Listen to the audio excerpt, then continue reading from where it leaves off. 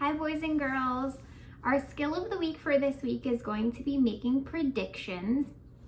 So making predictions sounds like it's going to be super simple because you're in 4th grade and you guys read great books all the time, but I really want to focus on using evidence to make our predictions this week. So I'm going to share with you a story today, and before we start reading, I'd like you to look at the front cover. It's called We Don't Eat Our Classmates. I'd like you to look at the back cover.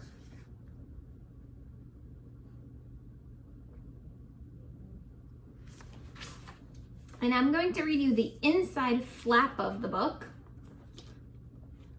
to give you some evidence or clues to use to make a prediction before we start reading. So the inside flap says it's Penelope's first day of school and she can't wait to meet her classmates. But making friends is so hard when they're so delicious.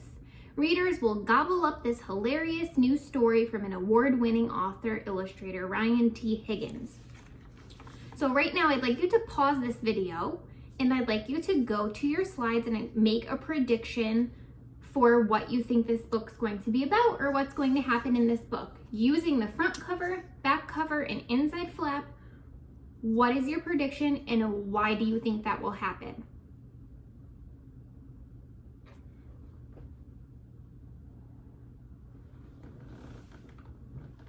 Now that you've made your prediction, we're going to read a little bit of this story. So again, the title is We Don't Eat Our Classmates.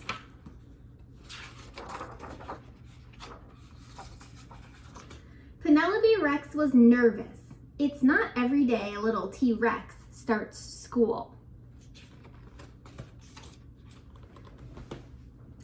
What are my classmates going to be like? Will they be nice? How many teeth will they have? That was very important.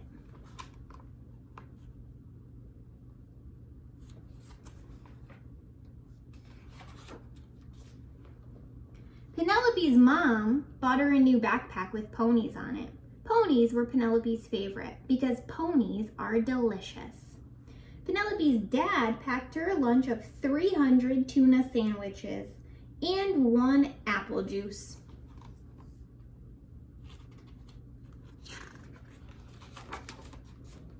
Finally, the big day came, and Penelope Rex was very surprised to find out that all of her classmates were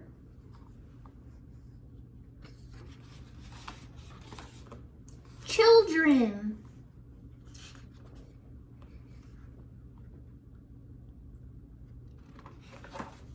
So she ate them because children are delicious. Penelope Rex, said Mrs. Noodleman, we don't eat our classmates. Please spit them out at once.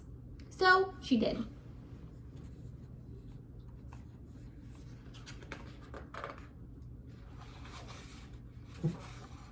It was not the best way to start school. Still, Penelope was determined to have a good first day.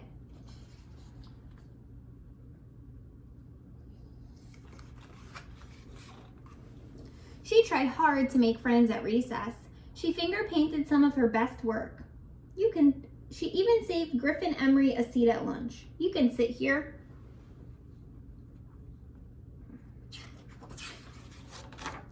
Penelope started to notice everyone was making friends but her. It was lonely.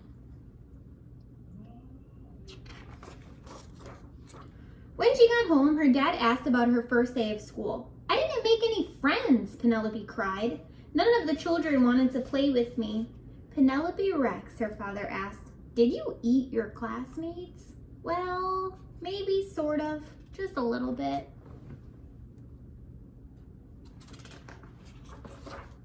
Sometimes it's hard to make friends, said her dad, especially if you eat them. You see, Penelope, children are the same as us on the inside, just tastier. That gave Penelope a lot to think about. The next day, Penelope tried really hard, but poor Penelope, she could not stop herself from eating her classmates. Mrs. Noodleman, Penelope ate William Amoto again, and they were all afraid of her.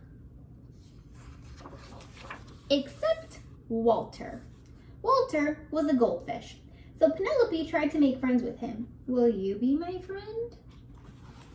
I think right now is a really good point to pause the video and to think. We've read about half of the story. You can make predictions while you're reading about what you think is going to happen next. So right now, you're going to pause the video, go back to your slides, and make a prediction. Based on the pages that I've read you so far, what do you think is going to happen next? How do you think the story is going to continue? What do you think is going to happen with Walter and Penelope? Use the evidence that you already know from the beginning of the story.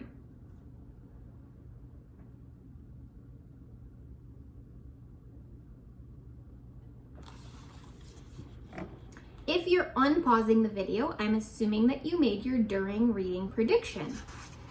So we will continue. Chomp! Eee! Cried Penelope. He's eating my finger. Wham! Once Penelope found out what it was like to be someone's snack, she lost her appetite for children. She stopped eating her classmates, even when Cece Woodman spilled barbecue sauce all over herself. And soon, Penelope made friends. Found you. Want a brownie? I helped make them. Now, even when children look especially delicious, she peeks at Walter and remembers what it's like when someone tries to eat you. And Walter, the goldfish, stares right back at her and licks his lips. Because dinosaurs are delicious. After you've made your two predictions, now the last thing I'm going to ask you to do after this video is go back to your slides and go ahead and write about if any of your predictions came true or if they did not come true, or what actually ended up happening in the story. So it's pretty important to take some time after you finish reading to reflect on your predictions and on what you read and analyze if it was accurate or not. It's okay if your prediction did not come true, if the story went a different way, but it's important to think about and reflect on what actually happened. I hope you enjoyed this story and are finishing at making your predictions. I know you guys will do a great job. Bye, guys.